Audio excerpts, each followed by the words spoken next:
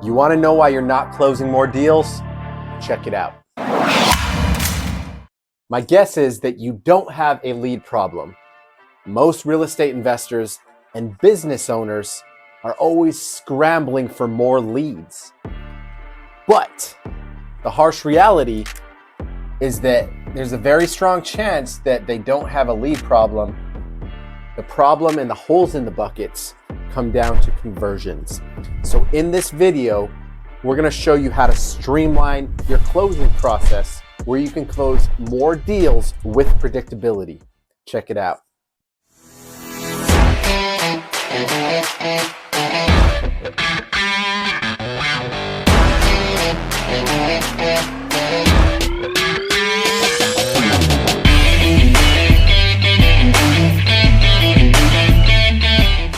Whenever we're working with new salespeople and I'm bringing an acquisitions manager onto my sales team, the first thing that we want to do is go through a streamlined sales approach. So every single lead that comes into our pipeline, all these are leads. Every single lead is a potential client. In this case, it's a motivated seller who's raising their hand and they're ready to sell. They've at least expressed interest in selling their house. And so every single day, the acquisitions manager's job is to make contact with every single one of these leads that fall into our pipeline. And from there, we're having quick conversations, something known as a triage call. The triage call is a fancy name for a qualification call, where we're simply qualifying the lead. And if they're interested in hearing our offer and going to the next step, we push them down our funnel and into our conversion process. And if they're not qualified, we put them on a long-term drip sequence so that the automations inside of the CRM can follow up for them. Now I'm gonna go ahead and pop on over to my screen real quick so that you guys can see our dashboard, and we're gonna showcase a powerful all-in-one sales and conversion system that we have in the ClientPro.ai CRM. Now you can see here, I'll pull up the triage call script. I'm not gonna take a whole lot of time going through this, but I'm gonna give you a brief overview so that you can see the power of having a proven process and a proven system infused into your real estate investing business. Now at the top of my screen, you can see we have the ARV calculator. The first thing that acquisitions wants to do is quickly underwrite the deal. Now, popping onto Zillow or PropStream, you can do a back of napkin underwriting probably in 30 seconds. We don't need to be super on point with this. We just need a pretty good understanding of what houses are selling for in the area. So I'm going to enter the estimated ARV here. We're just going to say 150. From there, the system calculates it, and it gives us a 70% value, right? So from here, all the acquisitions team needs to do is subtract the amount of repairs that they can pull out from the seller. And again, we're taking a guess here, but we're subtracting the repairs from this number, giving us the maximum allowable offer. As we break into the script, we've got a couple different situations. When you're looking at a lead, there's really two ways that a lead is coming to us: phone or web form. There's really no other way that a lead is going to get in contact with your sales team. On the phone status, there could be a call in, it could be a text message, it could be a cold call. If we're talking a web form, Facebook or website, they're submitting their information into your website that drops it into the CRM, at which point starts our sales process, right? So for this case, let's just say that we've got a website entry, right? Acquisitions manager gets on the phone, calls them back. Hey, Mr. John, how are you today? Now up front, we don't want to sound like a commission brush sales guy. We want to introduce ourselves, welcome the seller, and then we're going to let them know, hey, I see that you filled out a form on our website about selling your property on 123 Main Street. Do I have the right number, right? We just want to make sure, are you the right person that I should be talking to? After that, that starts the beginning of our sales process. Super. I'm glad that I got a hold of you today. We just bought a property close by and we're looking to buy one more this month. With that said, do you have a property that you're interested in selling? Salesperson pauses.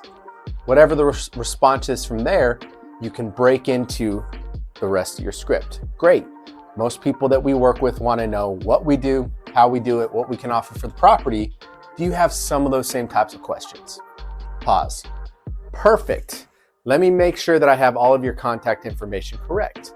At this stage, we're making sure we got their name, property address, and if we don't already have an email, we want to make sure and get that, right?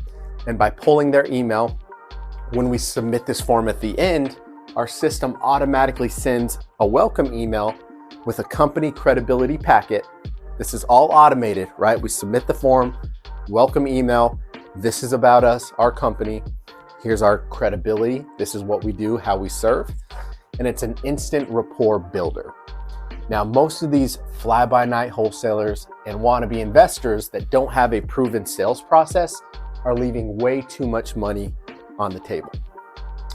Moving on with the script, we want to confirm the property address, right? Hey, I got your property address is 123 Main Street, city, state, zip. Super. Now, can you start telling me a little bit about the property?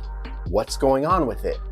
At this stage in the conversation, we're actually worried less about the property and more about the seller's situation, because people make decisions based on pain, and real estate is situational and seasonal, right? So the reason that most people sell properties is situation could be foreclosure, divorce, inherited property, kids are moving out, whatever the case might be. There's a unique situation that we identify as a pain point, right?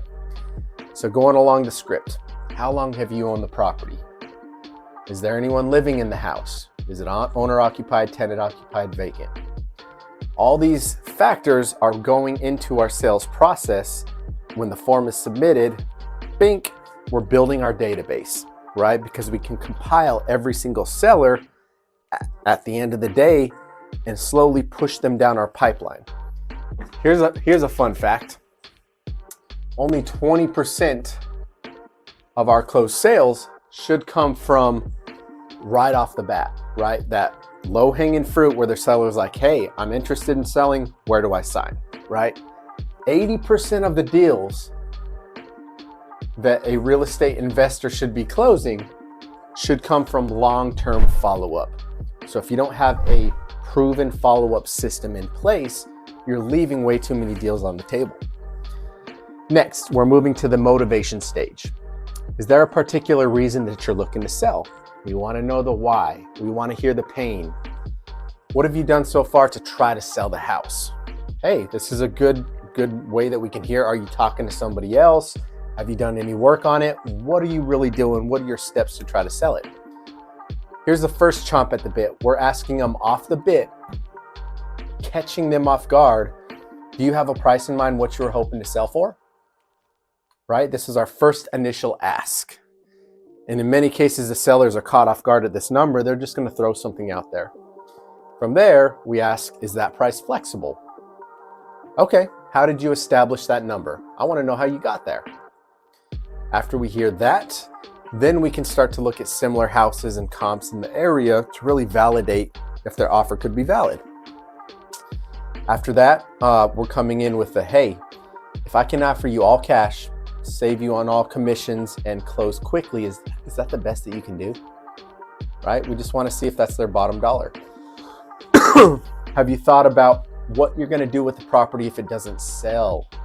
Psychologically, if the person's in pain, they're thinking about it, right? They're putting themselves in the situation on what happens if it doesn't sell. And it's also a soft pullback where they're recognizing the need for us. We want to establish authority in the conversation so that we can show them that we can serve in buying their house for cash.